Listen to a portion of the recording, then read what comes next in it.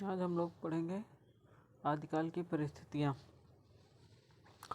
आदिकाल का समय राजनीतिक, सामाजिक, धार्मिक, सांस्कृतिक हर दृश्य से उथल पुथल का समय था। राजनीतिक स्तर पर जहाँ एक तरफ भारत पर निरंतर विदेशी आक्रमण हो रहे थे, तो वहीं दूसरी तरफ सम्राट हर्षवर्धन की मृत्यु के बाद देश छोटे छोटे टुकड़ों में बंट गया था। इसका परिणाम यह हुआ कि देश में आंतरिक कलह काफ़ी बढ़ गए थे। धार्मिक स्तर पर इस समय तक आते आते बौद्ध और जैन धर्म में भी काफ़ी बदलाव हुए और हीनयान, महायान, वज्रयान और सहजयान जैसी कई धर्म की शाखाएं निकल गई थी। यानी कि ये जैन धर्म जो था, ये हीनयान, महायान, वज्रयान और सहजयान 4 में बट गया था। और निरंतर होते इन युद्धों और धार्मिक बदलावों के कारण आम जनजीवन में भी परिवर्तन हुए। सामान्य जन जहां युद्ध के दुष्परिणामों से त्रस्त थी, तो वहीं धार्मिक स्तर पर पनप रहे विभिन्न शाखाओं के प्रति उनके मन में असमंजस की स्थिति उत्पन्न हो गई थी। आदिकालीन समय साहित्य को समझने के लिए उस समय के राजनीतिक, सामाजिक, आर्थिक, सांस्कृतिक स्थिति को समझना अति आवश्यक है। राजनीतिक परिस्थिति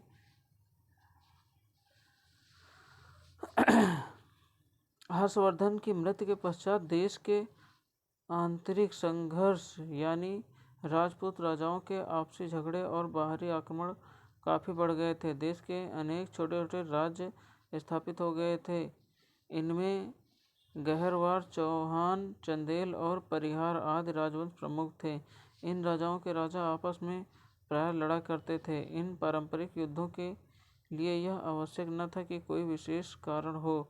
ये लोग अपने प्रभाव की धृष्ट शौर्य प्रदर्शन अथवा किसी सुंदरी की प्राप्ति हेतु ही आपस में लड़ा करते थे। ये ऐसे राजा थे तो किसी विशेष मुद्दे पर लड़ाई झगड़ा नहीं किया करते थे।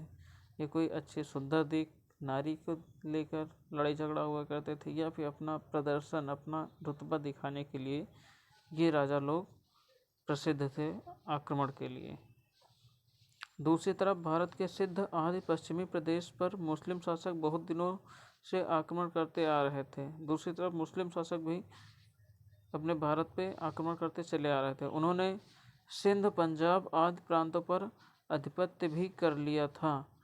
जो मुस्लिम शासक थे वो सिंध और पंजाब प्रांतों पर अपना अधिकार भी जमा लिया था, और अब वे लोग राजपुताने की ओर बढ़ने लगे थे। भारत का उत्तरापथ भी विदेशियों द्वारा आक्रांत होने लगा था। महमूद गजनबी के आक्रमण का भी यही युग था। मुइज़्ज़िन मोहम्मद गौरी ने भी इस युग में भारत पर विजय करने के लिए एक बार आक्रमण किया था। उस वक्त के राजा पृथ्वीराज और जयचंद की पारस्परिक कलह और उसका लाभ उठाते हुए मुइज़्ज़िन मोहम्मद गौरी का विजय प्राप्त करना तत्कालीन राजनीतिक परिस्थिति का भली प्रकार प्रतिनिधित्व करता है। इस समय के कुछ आक्रमणकारी केवल लूट मार के लिए आए तथा संपत्ति लूट कर चले गए, और कुछ धर्म प्रचार की इच्छा से आए, जबकि कुछ भारत की सुख समृद्धि तथा विपुल धन धान्य से आकृष्ट होकर इस देश पर अधिकार जमाने की धुन में लग गए। तत्कालीन राजपूत राजा कुछ समय तक तो इनसे लड़ते रहे, परंतु संगठित न होने के कारण और अंतर्कलह से छीड़ होने के कारण वे जल्द सत्ता खो बैठे। सामाजिक स्थिति क्या थी जानते हैं। राजनीतिक एकता भंग हो जाने के कारण इस युग में गृह कलह बढ़ गए थे और स्वयंवरों में बल प्रदर्शन करने तक ही तत्कालीन राजाओं की वीरता सीमित हो गई थी। इस समय के भारतीय शासक प्रायः विलासी हो गए थे। युद्ध का वातावरण होने के कारण युद्ध और युद्ध में वीरता के साथ वीरगति प्राप्त करना जनजीवन का एक अंग बन गया था। माताएं ऐसे पुत्र की कामना करती थी जो जन्म लेने के साथ ही तलवार चलाना शुरू कर दे। देखो उस टाइम की ऐसी माताएं होती थी, बच्चा जन्म ले तलवार चलाना सीख ले। हूँ बलिहारी रमणिया भ्रूण सिखावण भाऊ नालो बॉर्डर री छुरी छटपट्यो जंड्यो साऊ। इस युग की स्त्री समाज से सती और जौहर की प्रथा व्यापक रूप से व्याप्त थी। युद्ध के पराजय हो जाने पर पत्नियां पति के साथ सती हो जाती थी अथवा सामूहिक रूप से जौहर कर लेती थी। कई पत्नियां तो युद्ध में जाते समय झिझक एवं मोह दिखाने वाले पतियों के सम्मुख अपना सिर कटवा कर रख दिया करती थी। ओहो, क्या सामाजिक स्थिति भाई। और धार्मिक स्थिति जानते हैं। आजकल का समय धार्मिक दृष्टिकोण से बहुत ही उथल पुथल का समय था। बौद्ध और जैन धर्मों में आंतरिक मतभेद के कारण विधि शाखाएं निकल गई थी। जहां एक और सम्राट हर्षवर्धन के समय में ब्राह्मण और बौद्ध धर्मों का समान आदर था, हर धर्म के प्रति एक उदार और धार्मिक सहिष्णुता की भावना व्याप्त थी, आपसी मेल जोल था। वहीं हर्षवर्धन की मृत्यु के पश्चात केंद्रीय सत्ता के अभाव में जब देश खंड राज्यों में विभक्त हो गया तो धीरे धीरे धर्म के क्षेत्र में भी अराजकता फैल गई। वेद शास्त्रों के विधि विधान और कर्मकांड को लेकर चलने वाले ब्राह्मण धर्म तथा बौद्ध धर्म में भी संघर्ष होने लगे। विभिन्न धार्मिक संप्रदाय अपने पवित्र रूप को सुरक्षित न रख सके और आंतरिक विवाद के कारण विकृत होकर नए नए रूपों में जनता के सामने आने लगे। हीनयान, वज्रयान, मंत्रयान और सहजयान आदि की उत्पत्ति के पीछे यही कारण है कि परिणाम आम आदमी धर्म के वास्तविक संदर्भ को भूलकर जादू टोना और तंत्र मंत्र में विश्वास करने लगा। समाज में पंचमकार, मांस, मैथुन, मत्स्य, मद्य तथा मुद्रा जैसी साधना का प्रचार होने लगा।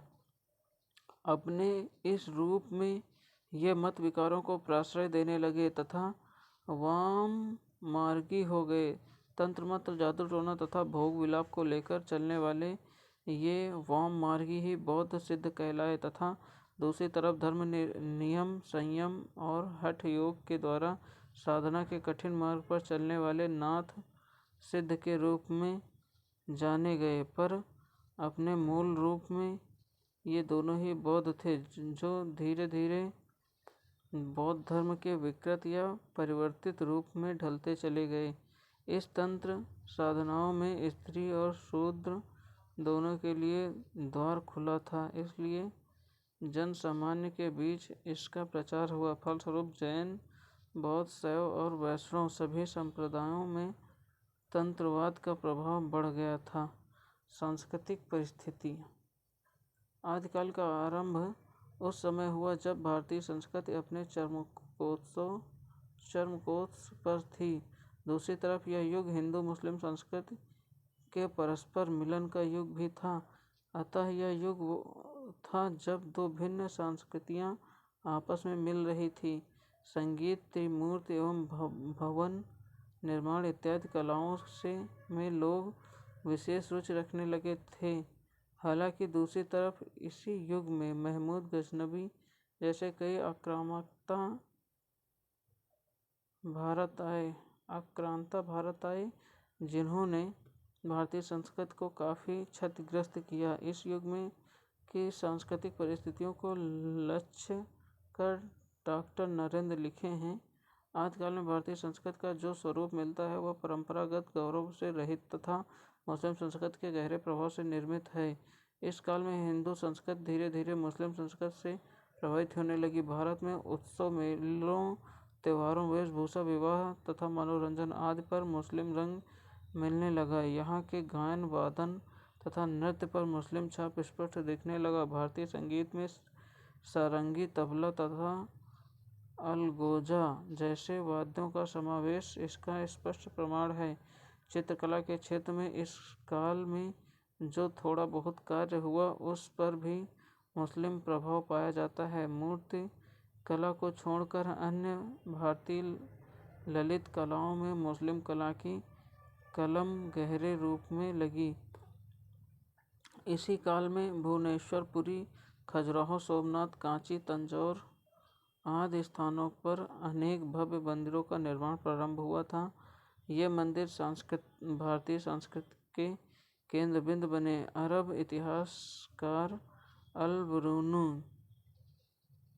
इन मंदिरों की भव्यता के विषय में लिखते हैं, हिंदू कला के अत्यंत उच्च सोपान पर पहुंच चुके हैं। मुसलमान जब उनके मंदिर आदि को देखते तो आश्चर्यचकित हो जाते। वे न तो उनका वर्णन कर सकते हैं और न वैसा निर्माण ही कर सकते हैं। साहित्यिक परिस्थितियाँ। गुप्त साम्राज्य में ध्वस्त होने के बाद सम्राट हर्षवर्धन की मृत्यु के पश्चात भारत के पश्चिमी भाग ही भारतीय सभ्यता और बल वैभव का केंद्र बन गया था। भारत के इसी क्षेत्र में कन्नौज, दिल्ली, अजमेर, अहलवाड़ा आदि बड़ी बड़ी राजधानियाँ थी। इस क्षेत्र की भाषा का प्रचलन भी बढ़ गया था। अतः यह स्वाभाविक था कि उसी भूभाग की जनता की चित्तवृत्ति के अनुरूप तत्कालीन साहित्य का निर्माण हुआ। उस समय के प्रमुख साहित्यिक सर्जक जो चारण काल कहलाते थे, भारत के पश्चिम में ही निवास करते थे। इसके अतिरिक्त पारस्परिक युद्ध तथा विदेशियों के निरंतर आक्रमणों के फलस्वरूप तत्कालीन समाज में एक प्रकार की अराजकता एवं अशांति की भावना उत्पन्न हो गई थी। ऐसी स्थिति में कविता के लिए युद्ध की एकमात्र विषय बन गया था। आचार्य रामचंद्र शुक्ल के अनुसार सारांश यह है कि जिस समय से हमारे हिंदी साहित्य का अभ्युदय होता है वह लड़ाई भिड़ाई का समय था, वीरता के गौरव का समय था और सब बातें पीछे पड़ गई थी। इस युग के कवि राजाओं को आश्रय प्राप्त करने और धन की प्राप्ति के लिए अपने आश्रयदाताओं की भरपूर प्रशंसा किया करते थे। युद्ध का सजीव वर्णन करने के लिए ये कवि अपने आश्रयदाताओं के साथ युद्ध में भी जाते थे। यही कारण है कि हिंदी साहित्य के आदि युग में वीर रस की कविताएं प्रचुर मात्रा में मिलती हैं। आचार्य रामचंद्र शुक्ल का कथन है कि राजा भोज की सभा में खड़े होकर राजा की दानशीलता का लंबा चौड़ा वर्णन करके लाखों रुपए पाने वाले कवियों का समय बीत चुका था। राज दरबारों में शास्त्रार्थों की वह धूम नहीं रह गई थी। पंडित के चमत्कार पर पुरस्कार का विधान भी ढीला पड़ गया था।